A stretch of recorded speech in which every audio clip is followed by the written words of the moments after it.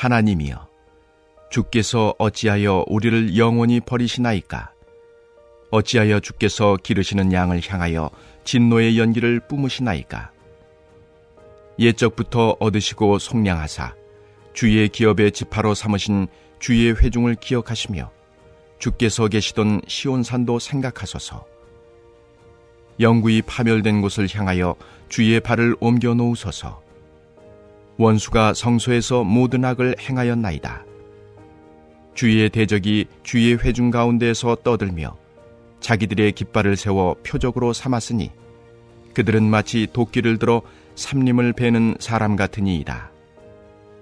이제 그들이 도끼와 철퇴로 성소의 모든 조각품을 쳐서 부수고 주의 성소를 불사르며 주의 이름이 계신 곳을 더럽혀 땅에 엎었나이다.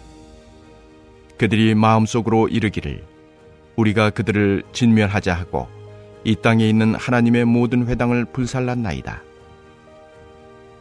우리의 표적은 보이지 아니하며 선지자도 더 이상 없으며 이런 일이 얼마나 오랬는지 우리 중에 아는 자도 없나이다. 하나님이여, 대적이 언제까지 비방하겠으며 원수가 주의 이름을 영원히 능욕하리이까? 주께서 어찌하여 주의 손, 곧 주의 오른손을 거두시나이까? 주의 품에서 손을 빼내시어 그들을 멸하소서. 할렐루야! 오늘 말씀을 통해 하나님의 크신 위로와 사랑이 가득하길 간절히 소망합니다. 여러분, 우리는 삶을 살다 보면 도저히 이해할 수 없는 순간을 맞이할 때가 종종 있습니다. 하나님을 믿고 따르며 살아가는데도 불구하고 우리의 삶에는 고난이 닥치고 기도가 응답되지 않는 것처럼 느껴질 때가, 또 하나님께서 침묵하시는 것 같은 순간들이 존재합니다. 그럴 때 우리는 마음속 깊이 이런 질문이 떠오릅니다. 하나님, 어디에 계십니까? 하나님 왜 침묵하십니까?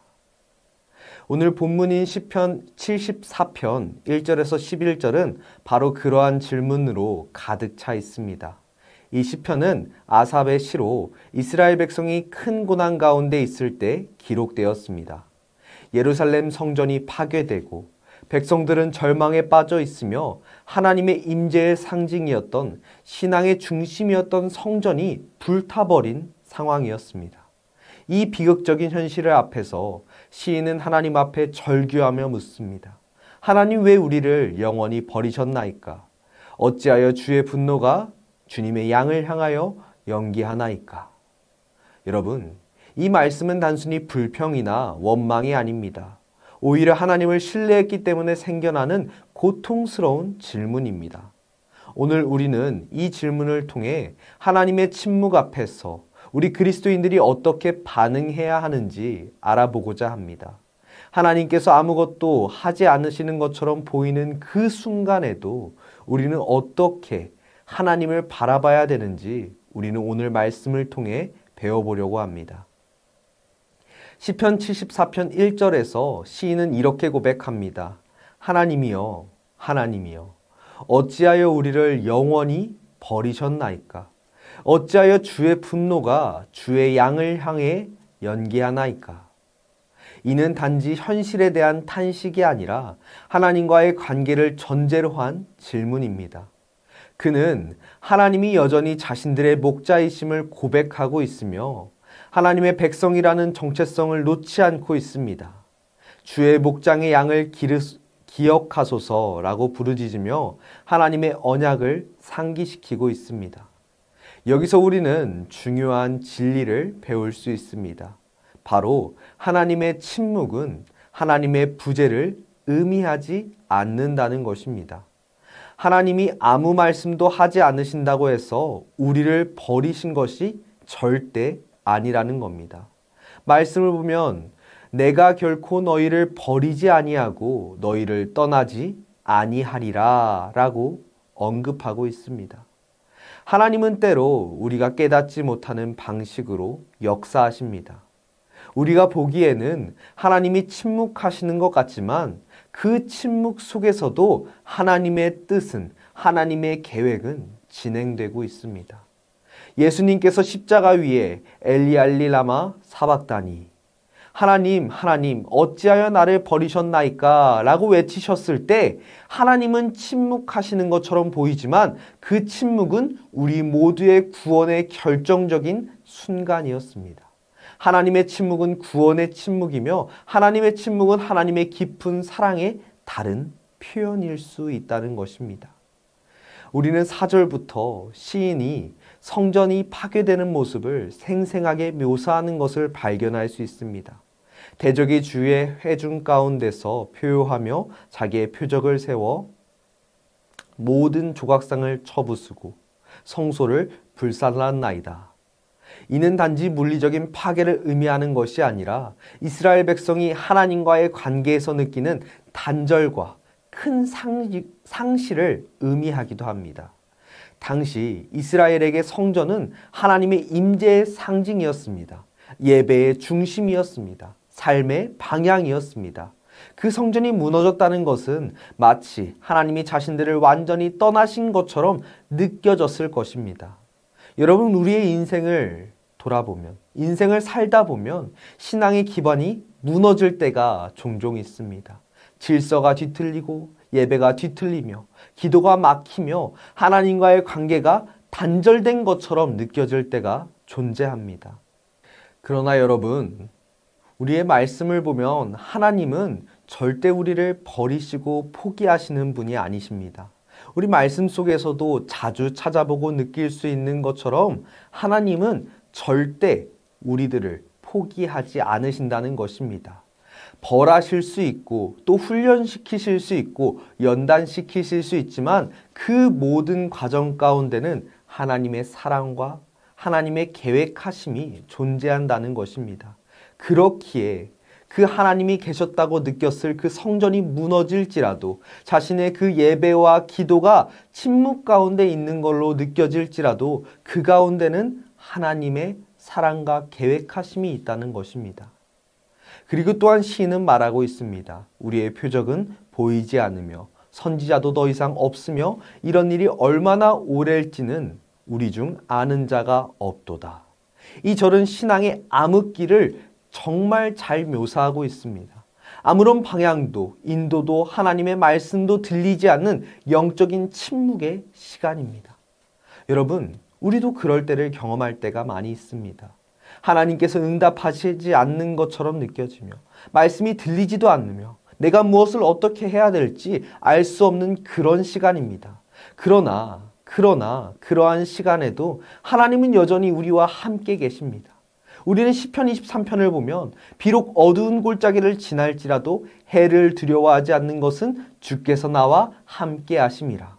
여러분, 우리가 이 믿음의 고백을 한 것처럼 우리가 하나님과의 교제가 잘 될 때도 있지만 잘 되지 않을 때, 내가 절망 가운데 있을지라도 어둠의 골짜기를 지날지라도 우리는 하나님이 함께 하시다는 것을 기억하며 마음속에 늘 되뇌이면서 그 침묵 가운데 주님을 간절히 찾아가야 합니다. 그렇게 침묵의 시간은 하나님의 준비의 시간이 될 수 있고 우리가 훈련받으며 주님께 나아가는 시간이 될 수 있다는 것입니다.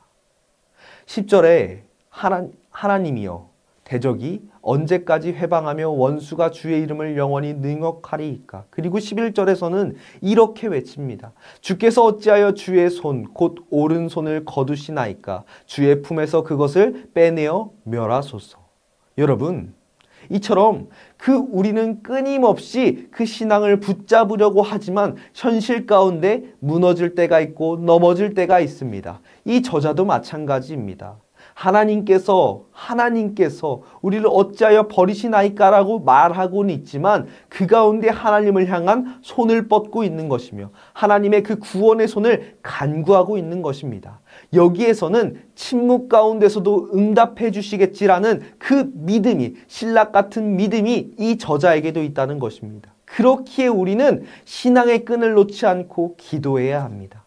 여러분, 하나님은 여전히 우리가 보이지 않는 것처럼 느껴질 때가 있고 터널에 있는 것처럼 느껴질 때가 있지만 우리를 놓지 않으시고 우리를 버리지 않으시고 우리가 정말 절망 가운데 숨 쉴 구멍이 없다고 느껴지는 가운데서도 하나님은 감당할 수 있는 시험만 주시며 하나님은 우리가 정말 못 감당할까 같은 그 순간에 손을 내밀어 우리를 구원해 주시는 분이십니다.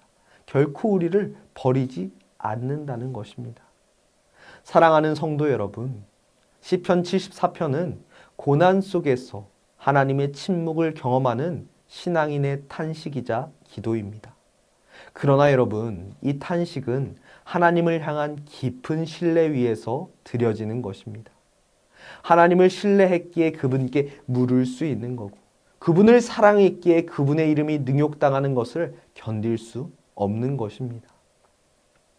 여러분, 우리의 삶 가운데, 지금 내가 처한 상황 가운데 하나님의 얼굴이 가려진 듯한 순간이 찾아올 수 있고 또 찾아왔을 수 있습니다.